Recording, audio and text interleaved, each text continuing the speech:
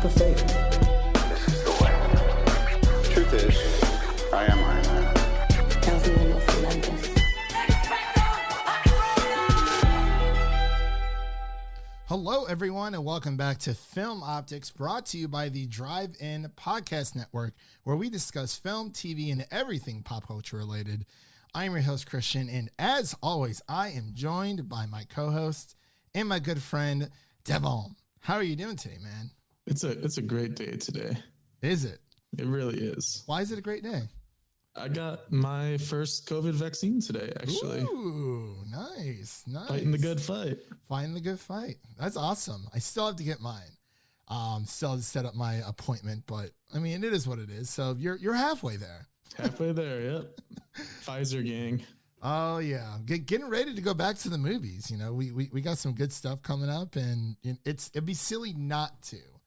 I know for some people, one of my friends who actually is allergic to sulfur has to hold off on getting their vaccine because apparently there's sulfur within the vaccine. I think it's within one of the doses that you get. So he has to hold off. Yeah, has to hold off for a bit, but yeah, that's all right. But how's your week been? Just you been good? Yeah, just another week. How about you? It was all right. It's been, I mean, work's been fine. It's just that I don't know. Like it was all right. I finished I'm now a Titans season 2 and 1 survivor. That was, I don't know how you did it. That was very rough. But like I love the Teen Titans so much, or the Titans. I do want to see I have to watch season 3 now. I mainly did it so I can watch the Red Hood in action. But okay, so season 1 was like but like season 2, like it started getting kind of good, and then it just went all over the place, and then something happens at the very end, which was like completely out of left field, no build up to it whatsoever. It just, I was like, yikes! It was not a fun time. Is what I'm pretty much trying to say. Aside from Dick Grayson's story throughout season 1 and 2, I thought his was pretty nice. Him and Ravens, at least. But it is what it is, man. It's all right. We're here. It's a Friday, man. We have so much news to cover today. And, of course, we're going to be covering our episode 2 of the Falcon Winter Soldier later on, right before we, we're right after we get into the news topics. But, before we get into today's show, or today's podcast, you can listen to this podcast around on platforms around the internet, and make sure to follow us on Instagram and Twitter at Film Optics. That is Optics with an X, for all of our latest announcements. So that's going to be a lot of fun. You know, I try to balance between, you know, our Twitter page and my own. And it's just it's been a stressful week, so I'm like I'm just gonna stick to my own personal for now. But Devin, are you ready to get into the topics of the week? Oh yeah. Are you sure? Are you ready for this? Because we have to assemble the news team first. So are you ready? Bring it on.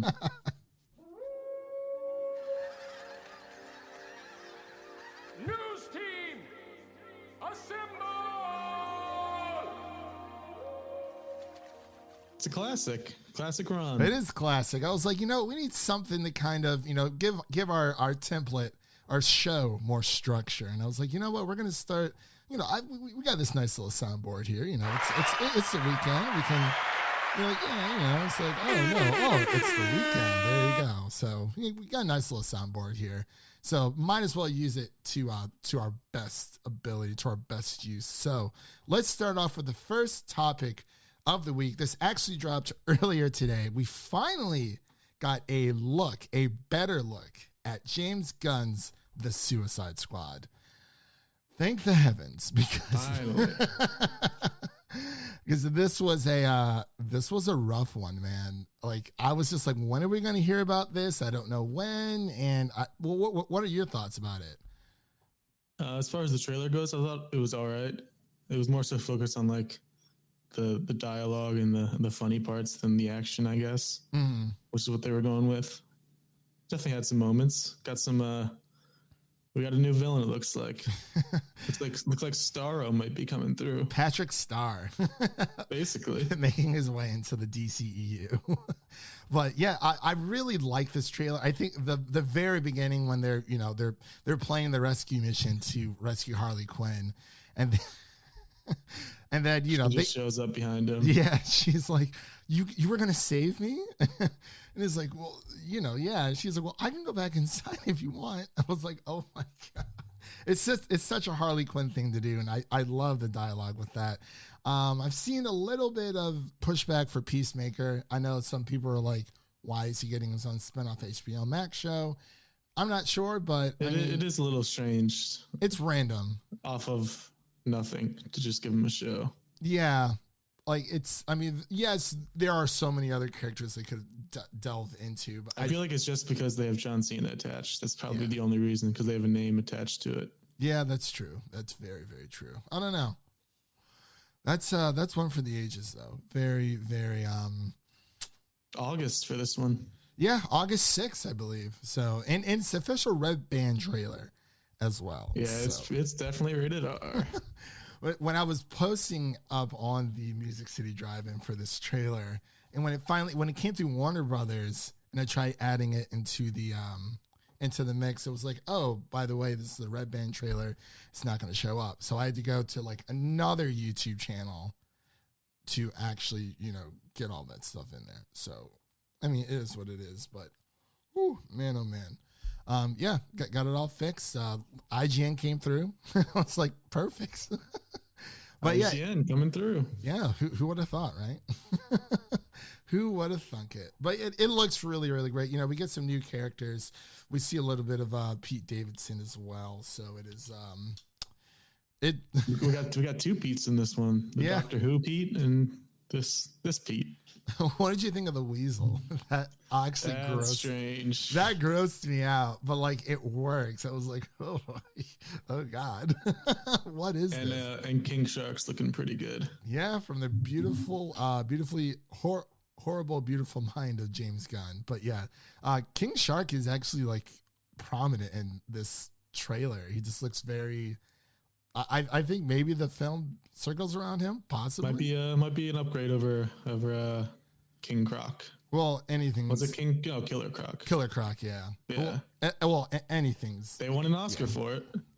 I don't know how. Wait, what did they win? The makeup. Basically for Killer Croc. Oh, okay. Well, there you go. But makeup. It did look good. The makeup. Oh yeah, for sure. Yeah. Don't get me wrong. I just don't like. So this is technically a sequel. Yeah, they brought back Rick Flag. They got Harley Quinn. They brought back Amanda Waller. But it's like a sequel, but also a soft reboot. So how does that? I mean, I feel like with the Suicide Squad, it's kind of hard to do sequels because it's the Suicide Squad. They're not meant for sequels. That is true. I mean, I don't know. I mean, like, I guess it is a sequel, but at the same time, I feel like this is going to replace. I feel like this is literally what the. Well, did you see some of the replies to the trailer? They're like, David Ayer should feel ashamed to see this replacing his beautiful movie in his cut. Okay. It's just ridiculous. At people this point. Are very like. I'm not a big fan of David Ayer, like, at all, but. I mean, he had his movie in theaters. People didn't like the theatrical cut. Then the extended cut came out. He's like, oh, no, well, like, there's more to the story. And then the extended cut was bad. And it's like, I'm sorry. It's just, I mean, yes, he was only given around, like, 6 to 7 weeks to, like, write the script. But, I mean, the movie was literally, from the get-go, it was just set up to fail. And it's like, they already said they're not going to reboot the Ayer cut because they already dropped $70 million on Zack Snyder's Justice League. I feel like for me, at least for this movie, no, as it is also happening with Zack Snyder's Justice League, I mean, I'm going to be throwing out the original. Like, I'm not even going to give it a second watch. I don't even own it on Blu-ray. Like this, I'm definitely going to own on Blu-ray. Like, what was this? Was the trailer for the original Suicide Squad amazing? Yeah, it was great. but this is James Gunn. We know what he can do. I'm not sure who was very familiar with David Ayer in the superhero realm prior, but we've seen James Gunn's work before, and I have no doubt in my mind that this is going to work out. Like, yeah, this is the most confidence I've had in a DCU movie in a long time. That and the Batman. The most. Yeah. Well, yeah, that and the Batman, of course, that's coming out next year. But yeah, I mean, honestly, and you know, we'll get into it in a little bit, but Warner Brothers is going on a different path. So then actually Speaking of, you want to take this next one? I'm sorry, Snyder heads. It's not looking great as of now. Warner Media's and there it is. Sad trombone. Warner Media's Ann Sarnoff has a couple quotes on Zack Snyder's Justice League and DC's future. And she says the company will not be releasing David Ayer's version of Suicide Squad or continuing the Snyderverse, just to kind of sum it up. And of course, it's going to be the same thing for the next 5 years. Every DCU movie comes out, all the Snyder fans are just going to shit on it for no reason, just because they want the Snyderverse. It's just like, it's dumb. Yeah, honestly, I totally agree. And actually, Ricky over from Music City Drive-In, he actually had a nice little message, and I guess I'll play it here for you guys, because I think people should hear this, and this is kind of what I agree with. So let me play this for you. Release the Snyder Cut. Release the Snyder Cut. Release the Snyder Cut. That's all we've heard continuously the last couple years. People were getting mad about it. Me, I was just neutral. You know what? Do what you want to do. You know, hashtag it away, tag everybody away, whatever. But then you finally got what you wanted. WB said, you know what? We're tired of hearing about it. We're going to give you the Snyder Cut. So we fast forward, get the Snyder Cut. People that didn't want the Snyder Cut enjoyed the Snyder Cut. We were happy. I'm happy for you guys for getting the Snyder Cut. But fast forward, and now it's not good enough. And the thing about it is when you think back from this entire process, them releasing the Snyder Cut was never going to be enough. Because at the end of the day, it was going to be release the Snyderverse. And that's a problem. We're all happy that you got your Snyder Cut. But enough. They're not releasing the Snyderverse. Don't boycott other films because they won't release the Snyderverse. You're being ridiculous. Be happy with the movie you got, and let's move on. They're not going to give $200, $300, $400 of budget of films for them not to work. They've been down this road. They're already moved on. You should do the same. So yeah, there we go. That's I don't know if they heard that, but I didn't hear it. Oh yeah, they did. So he was pretty much saying, and I thought you would have heard that, but it's okay. I'm still working this thing out. But he was pretty much saying that, you know, everyone's saying, you know, like release the Snyder Cut, release the Snyder Cut. You finally get the Snyder Cut, and then it's not enough. So now it's more of, you know, oh, restore the Snyderverse. And he's pretty much just saying, be happy with what you got and let's move on, because they're not going to. I understand the disappointment when you see the Zack Snyder's Justice League and you see the potential that he laid out within that movie, because even us who were both doubters of it in the first place, we see that he laid out potential storylines for many other movies to come. Mm-hmm. But DC's moved on, and you definitely should too. Like, there's no point in leaving comments under trailers for new movies. Like, what's the point? Yeah, it's insane. And I've seen some people saying, oh, you should boycott Godzilla versus Kong. I'm like, no. I want my kaiju movie. I'm sorry. I like you. I want to see this movie. Like, I want to see, you know, Zach continue his vision. Like, it would be great if he could, but I mean, everyone's mindset now, and it's fine for the fan base to clamor for something, that may or may not come true. You know, it is a very strong fan base. Whatever, we've seen this with the Cleveland Browns our entire lives. Like, there's no stronger fan base. There's no quit. There is no quitting, and there's nothing wrong with that. But people need to start being a little bit realistic, because no, Warner Brothers is not transparent, but I think for the first time in a while, they actually were, because they said, no, we are not doing the David Ayer cut of his film. Like, it happens all the time with studio interference. Sometimes it can be a good thing. Sometimes it is a bad thing. But if that were the case, the Snyder Cut was like a very special circumstance because of what happened to him and his family. Like, right.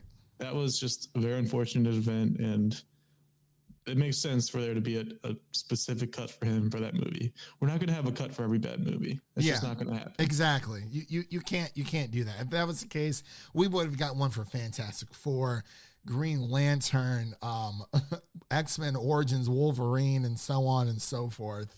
It's just it's not. It doesn't make any sense. I mean, I get it. People are like, oh, well, they said that before, and look where we are 4 years later. I understand that. But just like Devin said, it is a special circumstance because he lost his daughter. His daughter took her own life. I don't think anyone in David Ayer's family had passed away from suicide that I know of, or that we know of. Like, totally different circumstance. Suicide Squad was bad. The moment that it was greenlit, it was going to be bad. But for the Snyderverse, like, it sucks, but it's time to move on.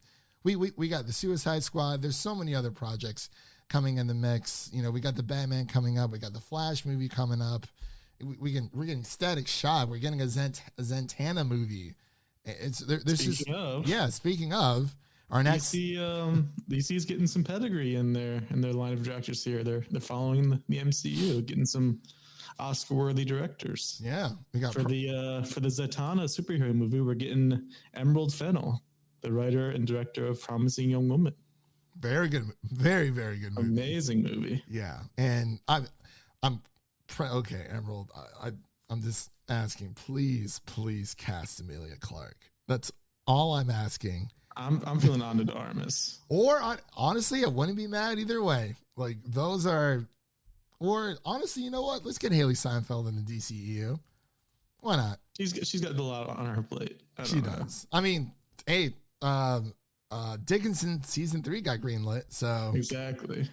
Hey, I'm telling you, you're missing out. It's good stuff. I love it so much. But yeah, Promising Young Woman's director, Emerald Fennell. I think it's going to be fantastic. You know, this does come from Variety, so it's one of their exclusives as well. It's great to put that on here, and I think a lot of people are thinking now with the Eternals, because Nomadland is, you know, getting all the smoke and fire behind it, you know, pushing it towards the award season. It won the PGA for best film, so it's definitely going to show up during the Oscars. But people are thinking, you know, they haven't released anything Eternals related, but the movie's been done. The movie's finished wrapping. Nothing released for it. Yeah. Like, nothing. We've just been clamoring and just hoping. Like, there's been like weird like drawings that people are posting that aren't official, that we're just kind of taking and just accepting. Yeah. So, I mean, what people are thinking is that, you know, Marvel's trying to hold out to see if Chloe Zhao when she gets that nomination spot for Nomadland. If and when, probably when, so they can say, oh, you know, brought to you by Oscar-nominated director Chloe Zhao, blah, blah, blah, blah. I think that's what they're doing. And a lot of people on Twitter think the same thing. So it stands to reason, you know, it makes sense. But I'm really excited I think DC might be doing the same thing with the Zatanna movie. So, I mean, I've seen her a lot in like the Young Justice shows and whatnot. She has like a very prominent role there with Dr. Fate as well, and so it's good stuff for sure. But you know, moving on here, we got a little bit more Warner Brothers news coming on with our next topic, and I believe we should be done with all, because there's a lot of Warner Brothers news out there today. But you know what? It's time to talk some more Game of Thrones. You know, we got there's a million Game of Thrones spin-off series at the in the works at HBO. We have, of course, the House of the Dragon that's supposed to be set 300 years before the events of Game of Thrones. It's essentially during the story tells, you know, it's about Daenerys' ancestors ruling Westeros, which, you know, pretty much leading up to Robert's Rebellion. We also have the Dunk and Egg project that's going to be coming out. We also have the Nymeria project that revolves around Queen Nymeria. She is she's the ancestor of House Martell. For all you Game of Thrones fans out there, founded the Kingdom of Dorne. We also have the Sea of Snake spinoff in the works with a working title, 9 Voyages. I think the Sea Snake kind of works a little bit better, but I'm not sure. We also have the Flea Bottom series coming out as well. The project is set in the notorious King Landing's slum of Flea Bottom, which is pretty much where all the commoners and whatnot, where all they live within King's Landing. And then there's also the Game of Thrones animated drama series, supposedly. But there's a few in the works. Some people are happy, some people aren't. I wouldn't expect them to do a one and done with Game of Thrones. Like, we knew, you know, House of Dragons is coming up, but it seems like they have these others on deck. And honestly, like, as silly as these names sound, at least they're being transparent about it. We know something that is happening with the world of Westeros and where they plan to head with this franchise. So, I mean, it's great that, you know, we kind of know what to expect, and obviously, I'm sure a lot of these things are subject to change, but it's good stuff. You know, I'm very excited. I need some more Game of Thrones action in my life. But anyway, let's move on to our next topic here. Devin, more Warner Brothers news. Oh man, I missed one. I'm sorry. Regal Cinemas is planning to reopen in April. That's the first part. Woo! Their parent company, Cineworld, and Warner Bros. Have also reached a multi-year deal to show Warner Brother films in the US and UK. I believe it's a 45-day window. Yes, for starting in 2022. Which, honestly, is kind of like the reverse of what Warner Brothers is doing now. You know, as of right now, you know, they're doing the day and date. For this year, it makes sense, you know, because of the pandemic and whatnot. But I think you're a little bit, I mean, I'm excited for this, but you seemed more excited. This seemed more up your alley. Yeah, I want theaters to live. That's all it comes down to.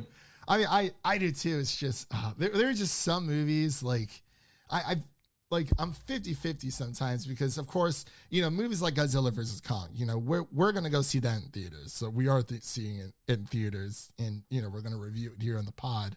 But, you know, for the smaller non-blockbuster films, I feel like I could just watch those at home. Like, if I'm going to the theater, I want it to feel like an event. But, you know, sometimes it is just nice to get out of the house. So I understand both sides of the circumstance. You know, obviously streaming is not going away anytime soon, if ever. But I feel like theaters are going to be fine. It's just, I don't think they're going. I mean, a lot of people weren't going to the movies unless it was like a big, not third party, but big franchise, but blockbuster movie anyway. But it just depends. But I'm 50-50. I'm obviously, you know, I do miss the theaters. Like, don't get me wrong. But, you know, I want to see both thrive in their own way.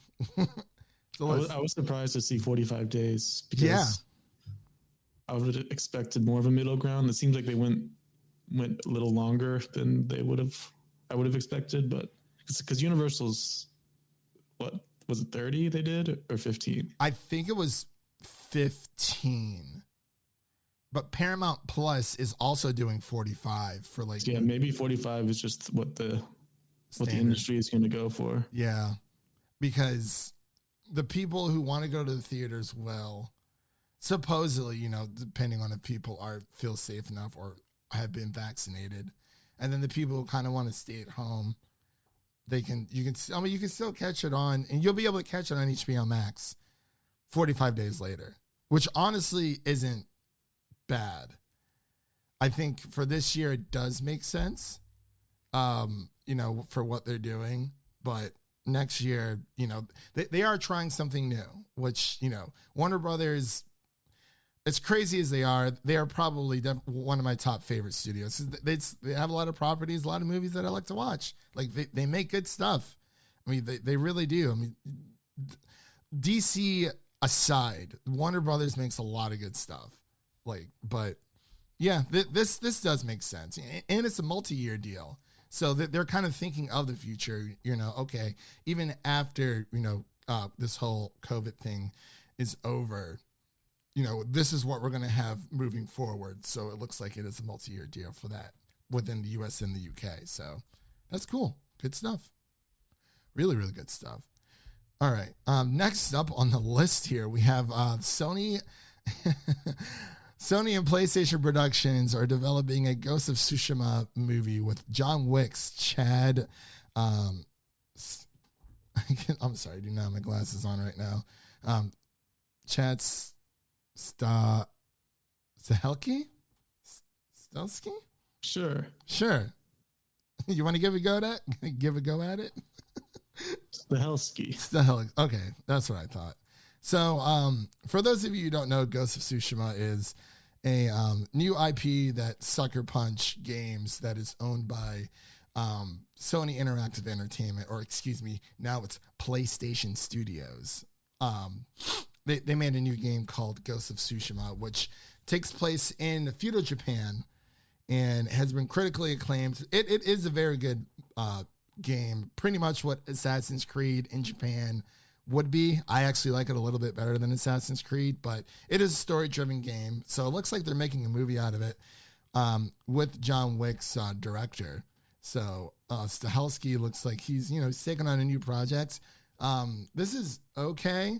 I feel like it would have been better, more of like a TV space thing, but at the same time, I feel like Ghost of Tsushima isn't that big like The Last of Us to be just making a movie for it, but even though The Last of Us is getting a TV show. But you haven't played this, have you? No. Okay. Well, you have a PlayStation, so you should pick it up at some point. Once it's like $20. Yeah.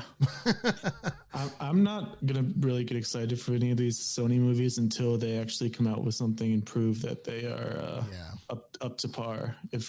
If Uncharted or The Last of Us is actually impressive, then we can start to have our expectations go up. True. But before The Last of Us comes out, you need to at least play the first game. That's all I ask, because then you'll be able to have a better insight as to what I'm talking about and, a better compare and contrast for HBO. But actually for HBO, Last of Us, I believe they did say there are going to be more extended, more surprises that, that Last of Us fans that will be coming up in the TV adaptation. We'll have to wait and see. Like I said, it's definitely interesting. It sounds amazing so far. We have two great castings thus far with, Pedro Pascal and Bella Ramsey as Joel and Ellie respectively. But it's, it is a very linear game. So there are some parts they probably will have to take out because, with The Last of Us, you're learning like the shooting mechanics and all that stuff. And, you're not constantly rummaging for like new, for scattered parts or like residue parts and whatnot. But it just depends. But apparently it looks like Maisie Williams said that she wanted to play Ellie if there ever was a movie adaptation. And honestly, that wouldn't be a bad idea either. Between Maisie Williams and Bella Ramsey were both from Game of Thrones, or even I think people were saying, oh my gosh, Caitlin Dever, she would have been good. Maybe as like an older Ellie, I think, for Last of Us Part 2, but season 1 is only going to cover the first game. So there's that. But yeah, we'll just have to wait and see. The Ghost of Tsushima thing, I agree with you on that. Just have to wait and see because video game movies just aren't really all that great. But let's move on to our next topic here. You want to take this one away? Yes, we have some Hawkeye spinoff news. that it's not involving Millie Bobby Brown. Wow. Fuck you. So Echo from the Hawkeye series is already getting a spin-off series without even being introduced yet. Yeah. It's kind of impressive. So Echo is a deaf Native American character played by, I'm going to say, Alakwa. Yeah. Cox. See, I knew that one. And it's in the early stages of development for Disney Plus. Eton and Emily Cohen are going to be writing it and executive producing it. So some good names there. Yeah. So what do you think of, these spin-off series that get greenlit before the actual movie or show comes out? Because we've seen it. Well, we're seeing it with Peacemaker for the Suicide Squad and the HBO Max series that got greenlit. And now it looks like we're seeing it for Echo with Hawkeye and like her own, a spin-off of a spin-off pretty much, but a spin-off series of, yeah. It kind of just depends. Like we mentioned for the Peacemaker series, it kind of just feels like they have John Cena, so they're just going to try to take advantage of his name and just put that out there. For this one, it's a little more exciting for me because it seems like they might be really excited for what this actor can do. Because I don't even know if she's been in anything, but not that I know of. Yeah, unknown actors are really great to see. But yeah, if they're already greenlighting this, then that means they must be impressed with her, and that's definitely exciting. Yeah, and within the comic world, she does run into Daredevil a few times, so I'll have to wait and see. Very, very excited. Yeah. All right, it's okay. Okay, but anyway, Millie Bobby Brown is talking to Marvel and DC about possible castings. Some people are saying she could be Shadow Kitty for the X-Men, possibly. I don't know what she would be for DC. Maybe Artemis, possibly. I really don't know, but we'll just have to wait and see. Phenomenal actor, of course, but just keep our ears to the ground on that one. But Devin, here's the biggest news. I didn't really put this at the top because I wanted us to get through all the Warner Brothers drama as always. But Black Widow, Cruella are to debut on Disney Plus and in theaters as Disney shifts dates for 7 films, Devin. 7 films. This is big news. This is the big news. There we go. The big news.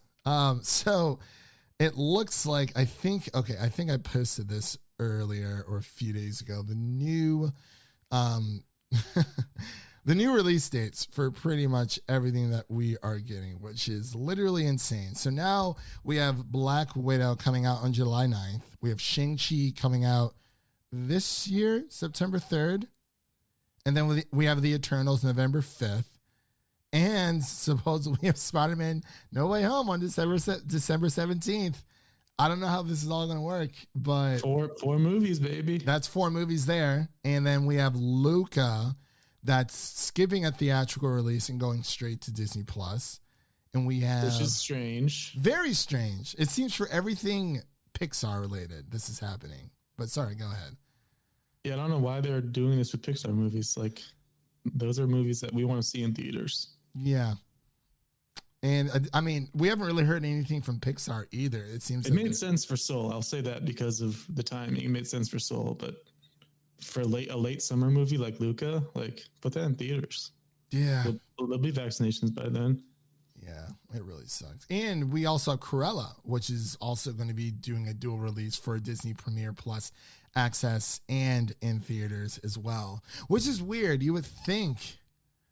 I feel like there's no hype for that movie. I'm people interested. like Emma Stone, but like, oh, I love Emma that's Stone. kind of it. I mean, I'm definitely going to see. I mean, we're going to go see Black Widow in theaters, 100%, because number one, it's been too freaking long, and I don't know if I'm going to see Cruella on the big screen. Maybe not. I don't know. We'll just have to wait and see. But and also a few of their other films, Free Guy got moved to August 13th. The King's Man got moved to December 22nd. Deepwater got moved to January 14th, and Death of the Nile, which is featuring Gal Gadot, got moved to February 11th, 2022. Same thing with Deepwater, 2022, on January 14th. But King's Man is coming out this year. The King's Man, excuse me, and Free Guy, which I totally forgot about. But Looking forward to that one. Yeah, it's been a while since we've seen Ryan.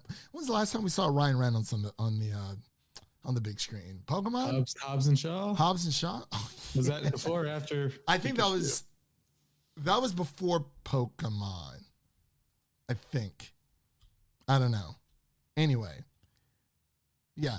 Anywho's there. We have 2 more stories here, and then we're going to get into our Falcon and the Winter Soldier episode to review. So we have more rumblings in the gaming world for a new Nintendo Switch that's supposedly supposed to come out this year, late 2021. This has been in talks forever. This comes from Bloomberg, and it's just apparently Nintendo plans to adopt an upgraded Nvidia chip, which, has better graphics, better processing for a new Switch model planned at the end of the year for the shopping season, according to the familiar people with the matter. But maybe the graphics will be 5 years behind now instead of 10. I recently picked up a Nintendo Switch, solely for Smash Brothers and Pokemon, and a little bit of Zelda here on the side, but mainly for Smash Brothers and of course Pokemon. But it is a great device to have. It's a great Just indie. Not for third-party games. Don't do that to yourself. Well, I will say for third-party games as in indies, absolutely. Yeah, sure. The ones that aren't graphically, but I wouldn't be at all. Right, but I wouldn't play like Apex Legends on this thing. Or yeah, I've seen clips of that. That's not good. It's tragedy. They're online. Like Nintendo, like they make great games. The software is not the problem. It is the service.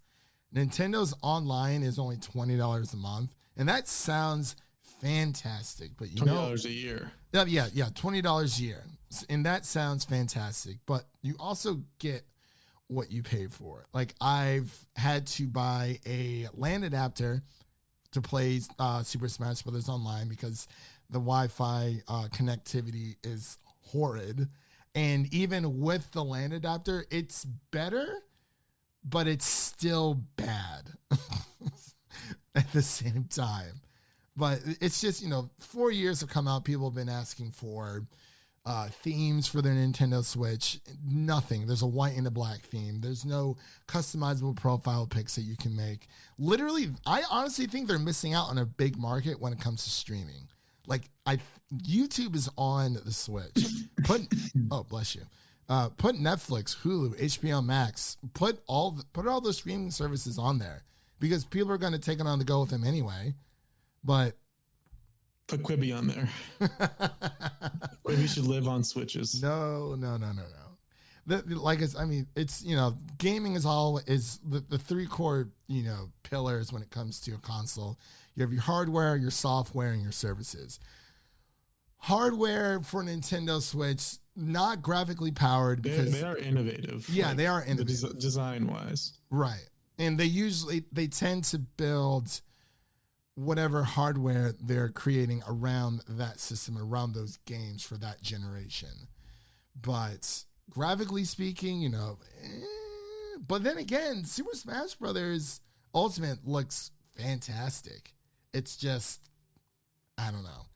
I mean, I'll have to wait and see for this. I need, like, it might just be called the new Nintendo Switch or something like that. But we'll just have to wait and see. There's so much talk between it, but I don't think it's going to have 4K graphics. But I don't know, man. It is. Speaking of wait and see, we got some potential news here. Microsoft might be in talks to purchase Discord for over $10 billion. Yes. That's a big chunk of change. That is amazing. And I say it's amazing because, well, actually, first, let me get your thoughts about this because I've been rambling on for way too long. I feel mixed about this. I mean, obviously, I respect Microsoft as a company and what they do, but there are a few cases where they haven't had the best services. Everyone knows Skype notoriously not being great. And then Mixer is the other one that they tried to dive into, and then it just ended up failing. Okay. I don't if they do make this purchase, I hope they're just kind of more hands off because Discord's got a good thing going. It really does. And it has the best audio for, I mean, you know, we do our podcasts on there sometimes. There was nothing before Discord like it. Like we all used to go on Skype, and that was always terrible.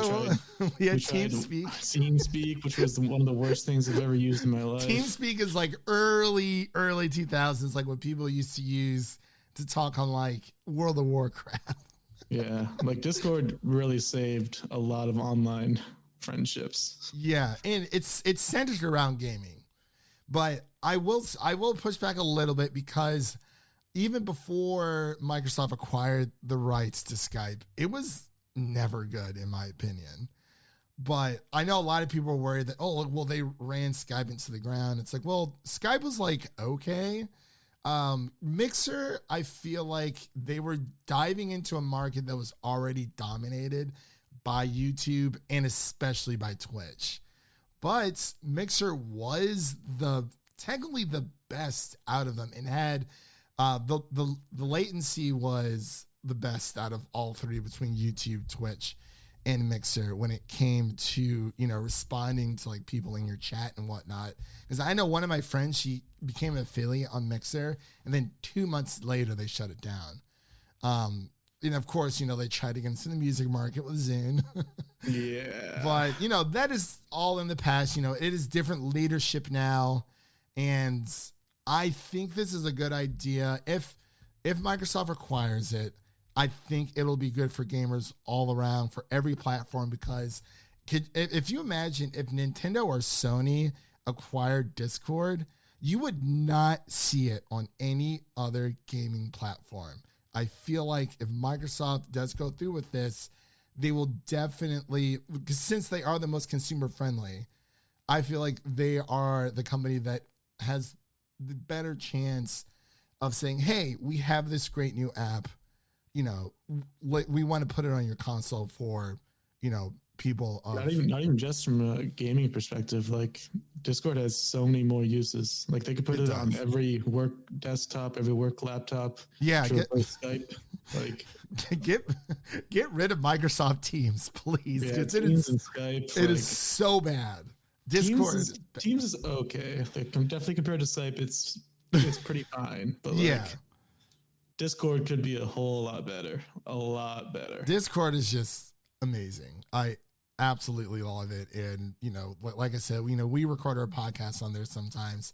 And it's great. Like, you know, we have our own little servers, and it's more than just a text and voice chat feature. You know, you can stream games. There's so much more you can do with Discord. But I do agree. I hope that, you know, they purchase it. They don't try to Microsoft buy it, you know, with all their stuff. Just leave it as is. I mean, I could definitely see them putting Discord on Xbox, but Xbox Live Party Chat has never been bad. So I really don't know. We'll just have to wait and see. I say that for like every single one. But anyway, Devin, that concludes our news topics of the week. Wow, 43 minutes in. We had a lot to talk about today. It's okay. It was a pretty big news week. But Devin, are you ready? Because we're about to get into our Falcon and the Winter Soldier episode 2 review coming up. Oh, yeah. Superheroes cannot be allowed to exist. I have no intention to leave my work unfinished. All right, so we are in... The most underrated villain in the MCU is coming back, baby. Yeah, and of course, this is spoiler territory as well. So if you haven't seen it, turn back now. I gotta say really quick, Devin, I almost forgot to watch this today. I don't know why. It's just I was so like between the hype between WandaVision, and we only have like a week break between WandaVision and the Falcon and Winter Soldier. I think that's might have what did it for me. But I was just like, holy crap, episode 2 came out today. So much stuff came out today. We had Invincible, the first 3 episodes of that. If you haven't watched it yet, you should. It's on Amazon Video. And Solar Opposites season 2. It's finally out. It's about 8 or 9 episodes long. So I think I'm going to dive into that this weekend. But we are here to talk about the Falcon and Winter Soldier episode 2. I believe it is titled The Star-Spangled Man. And I want to get your thoughts first, and then I'll go. But yeah, go ahead and lay it down for all of our listeners out there. That was an amazing episode. Like there were a few people I saw that were kind of down on the first episode. I could see why. It was definitely a little slow getting into it. And we didn't even have Bucky and Sam meet up in the first episode, which I thought was an interesting decision. They kind of just showed us their different perspectives and how their lives have been going separately. But this episode gets right into it, and we're right into the action again. We're right into development of the story and the characters and everything. It just gets right into so many different things, and there's a lot going on, a lot of new characters, which is very exciting. These new characters we got some potential. Yeah, I would have to agree with you there. I will admit a little bit, like with the first episode, it didn't feel like a snore fest. It was just more of, I don't know. It was setting up the world, showing where these characters have been since the blip, or since the events of Endgame, excuse me. And, seeing the personal side of both of these heroes and figuring out, just how their daily lives are going about, how they're dealing with, Captain America being gone, which he's not, well, didn't say he was dead. Like that is yet to be confirmed, but he could be on the moon.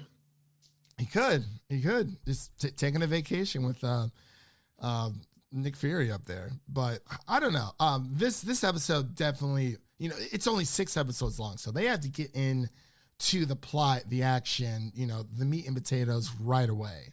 Even with that, I was surprised. I don't know about you, but I was not expecting John Walker this early. I was not expecting him this early at all either. Like he showed up at the end of the first episode. You're like, okay, a little tease. But then this episode, he's right into it, meeting our characters. Like, I was not expecting that at all. Yeah, because we saw that fight scene on the 2 trucks in the trailers. We saw a good amount of it, but they were obviously hiding John Walker and his buddy, his crew. I forgot his Battlestar. Battlestar, something like that. Yeah, he seems like a cool character too. Yeah. So, what do you think of the new Cap?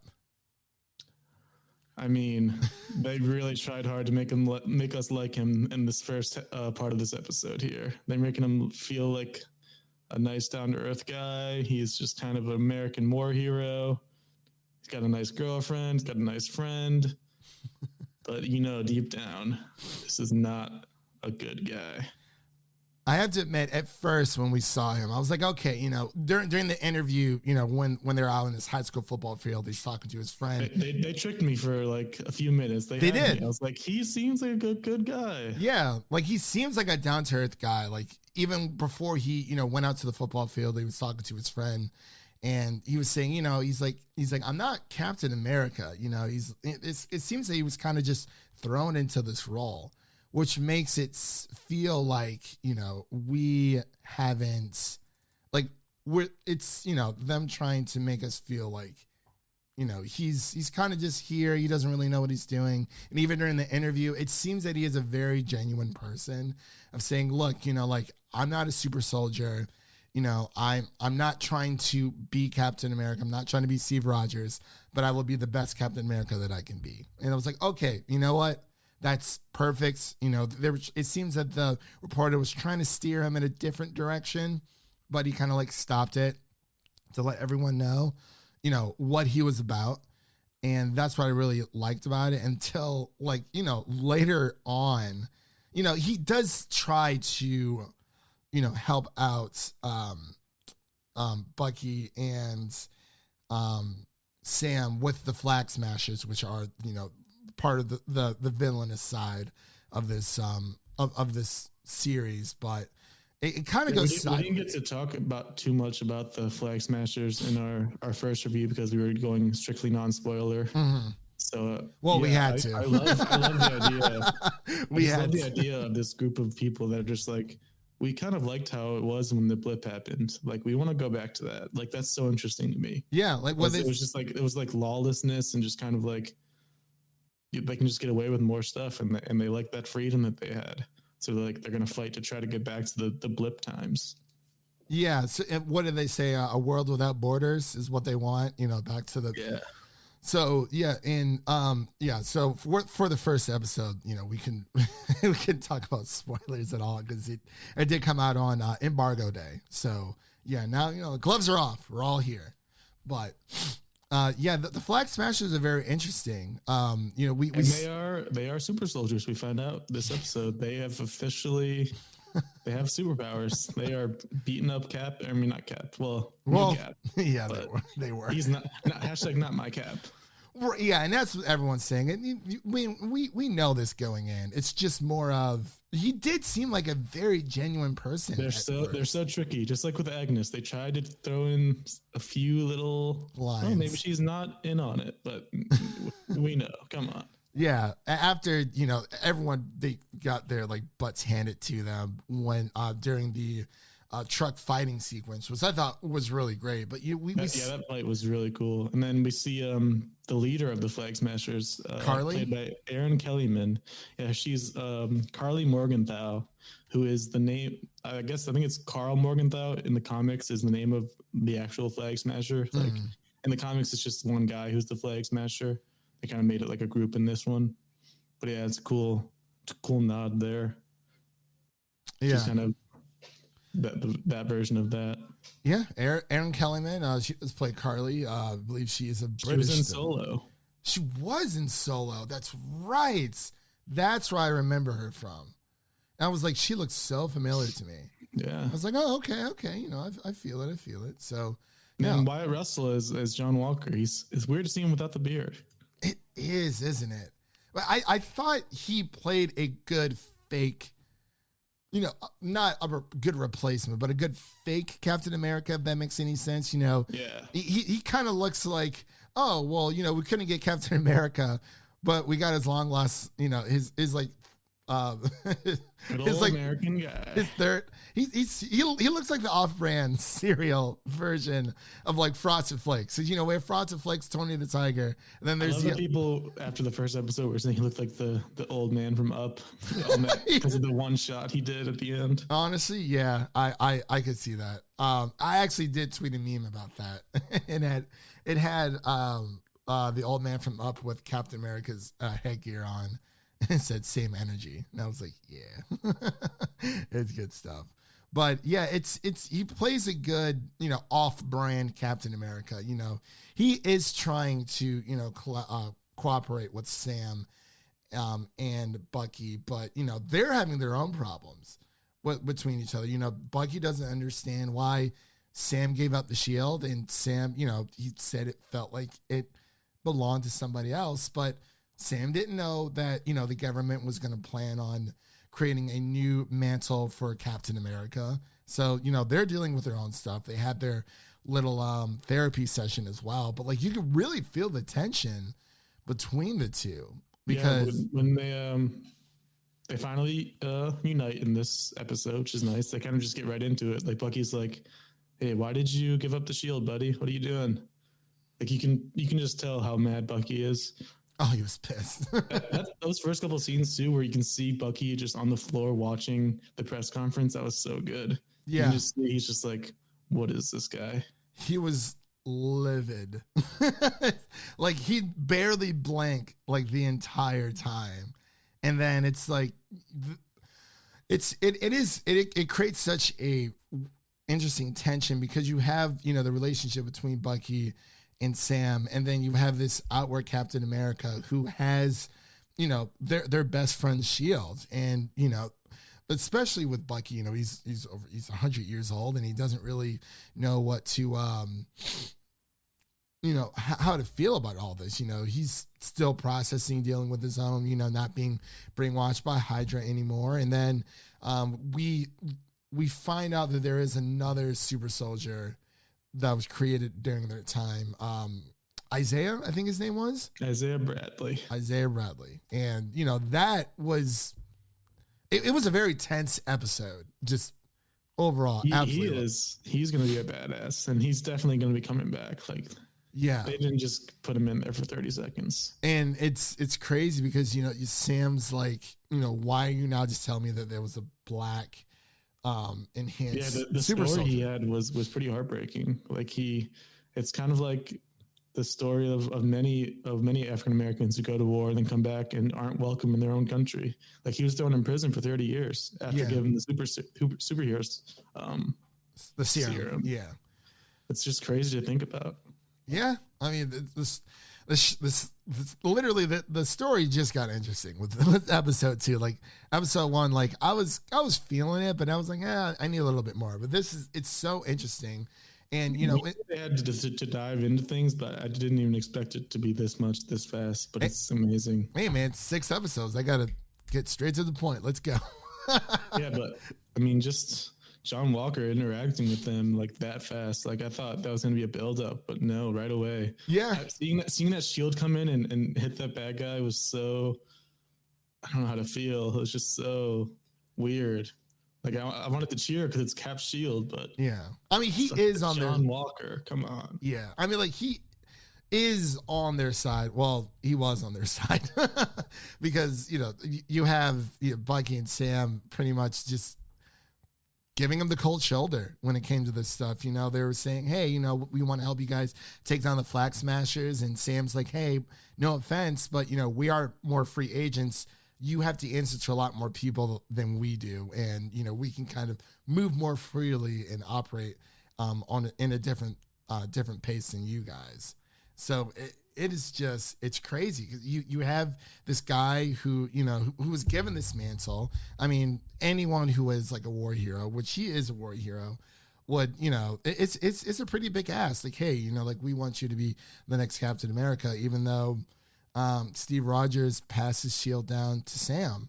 And I mean, Sam felt like what he was doing was right. And even after, they get into a little bit more of a mix up after they visit Isaiah with the cops. I wanted to get your thoughts on that. Oh yeah. That was just, it's the world we live in, unfortunately. Like him and Bucky are just outside having a bit of a heated argument, just kind of bit of a shouting match, but not out of control. Yeah. And then the cops come by and they're really just antagonizing Sam, and Bucky's just kind of on the sideline. That's usually how it goes. Yeah. The white guy usually doesn't have much to worry about. And so they're asking for Sam's license. They're like, I don't need to give you my license. We're not doing anything. Yeah. We're just talking. He's fine. I'm fine. And then they're like, oh, wait, you're an Avenger. We should probably respect you. It's just like, it takes being an Avenger for them to respect him. Yeah. It's crazy. And I think that goes along with, there's a lot of, black people in America who feel like, they have to work twice as hard just to get to where, between Sam and Bucky, like you said, it takes being an Avenger for, the cops to recognize who you are instead of just being, like you said, kind of a shouting match, just a disagreement. No one was hurt. There was no punches thrown. But, it just seems that Sam has had to work a little bit twice as hard. And what did the cop say? He's like, I didn't recognize you there without your goggles. But they actually end up... That goes back to the first episode, too, when he went to the bank to try to get a loan, and the guy just didn't respect him at all. Yeah. And even when he found out he was a celebrity, he just asked for a picture and didn't really care. And Sam didn't even bring up the fact, hey, I'm the Falcon, I'm part of the Avengers. Because he even said, he's like, oh, well, it's... he's like, I didn't want to bring it up, because number one, like, why would you? It's really not the time or the place for that. It's just a guy, trying to get a loan to save his parents' fishing business. So there's that. But yeah, it was crazy. So, I mean, they actually end up arresting Bucky instead because he missed his therapy parole in a way. But then he gets pardoned for it later because... Yeah, John Walker. He's like, hey, you're free. Come work with us. It's literally like, oh, who'd you call? Captain America? No, I got someone better. I got his third cousin on his mom's side. Yeah. It's literally the off-red cereal version of Captain America. I was getting fooled. Like we mentioned, I was getting fooled in the beginning. Like he might be a good guy, but then the nail in the coffin was towards the end when he's trying to just recruit them one last time. Yeah, he's like, "Hey Sam, I just want you to be Captain America's sidekick again." Yeah, and Sam was like, "It's always that last line that gets you." Yep. Because the way I'm seeing it is, it's kind of like this John Walker guy kind of has like just these pawns in his life to just make him look like a better person than he is. He's got an African American best friend, an African American girlfriend. He wants Sam Wilson as a sidekick. He's just he has these pawns that he's just using to try to prop him up as a better person than he is. And I feel like that's going to come out as the show goes on. Oh, yeah. Yeah. I forgot about his girlfriend. She's seen black mixed or whatever. Still black, whatever. But but yeah, I agree with you wholeheartedly, man. It's getting interesting. And, you know, and they go, excuse me, they go to, towards the end of the episode, they go to visit Baron Zemo, who's in prison. But I'm interested to see. And now I'm just like, I was not as interested in season. When they said let's go see Zemo, I was like, oh shit! It's like, oh, it's like that, yeah. Because I thought, you know, even though Zemo probably is one of the bad guys, is also is Flag Smashers, which I think is going to be the main villain. But I think Zemo could even be the one behind the Flag Smashers. That's true. That is very, very true. And he might be forming his own Thunderbolts team. There's a lot of possibilities. Yeah, and I can see why. Now I'm invested. Like first episode, I was like, all right, you know, it's a nice little setup, but we got 5 weeks left. You know, week 2 is here already. And I was like, oh, okay, let's. Yeah, we're diving in. Yeah, now we're getting to the good stuff. We're getting into the weeds there, so that's always some good stuff. But was there anything else you wanted to kind of touch on before we wrap up here?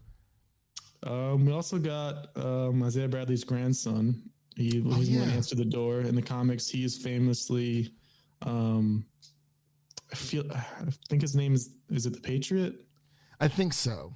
He's a known character in the comics, so he might be another recruitment for the Young Avengers. They're just stockpiling picks here for the Young Avengers team coming up. I love like the young superheroes, you know, the ones that are trying to learn the ropes from the older ones. That's why I love the Titans so much, like Young Justice, Teen Titans, you know, because it's these proteges trying to make their own team. Like in a way, it is also a coming of age story as well, which, you know, I'm always a sucker for. I absolutely love stories like that. And, you know, give me all the Young Avengers that you can, because I'm giddy. They're coming. They're coming. We have like 10 choices to choose from, it feels like. So who do you think would be the leader? Do you think it would be Spider-Man? I feel like he's too good for the Young Avengers, to be honest. He's an Avenger. Oh, I don't know, man. That guy got busted. I think Kate Bishop might be the leader. Okay. People were saying Shuri as well. They could see her. Yeah. So that could be very interesting. Or possibly Echo. I mean, even with Daredevil, I'm not entirely sure. But it is, you know, when it comes to like the, you know, the young protege teams, you know, you get these more unknown, like I'm sure like Miss Marvel is going to be there. 100%. Yeah, Miss Marvel will be there. Maybe Midnight. Yeah. So it's always interesting just to see, you know, who their villains are. You know, like, yeah, it is more of small scale, but even though I like dragged my way through Titan season 1 and 2, like the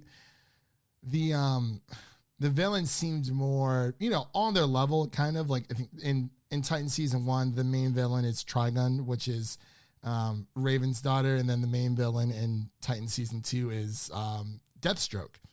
And I thought Deathstroke was a way better villain than Trigun was. He was kind of just there, but it's interesting just to see, you know, that kind of thing. I just love, you know, the young team ups, the proteges coming together, making their own team, you know, and proving to themselves that, you know, they aren't, you know, they're mentors. Like, even though, yeah, we had Batman and Robin, you had Dick Grayson, but, you know, he eventually becomes Nightwing. You know, he does, like, yes, he trained under Batman, but, you know, he's still his own hero in his own way, which is great. But you ready to get into scores? I also just wanted to mention rest in peace, Red Wing. Oh, crap. Gone so soon. Dude, Carly snapped it like, yeah. I was like, oh. And then Bucky was like, I really wanted to do that too.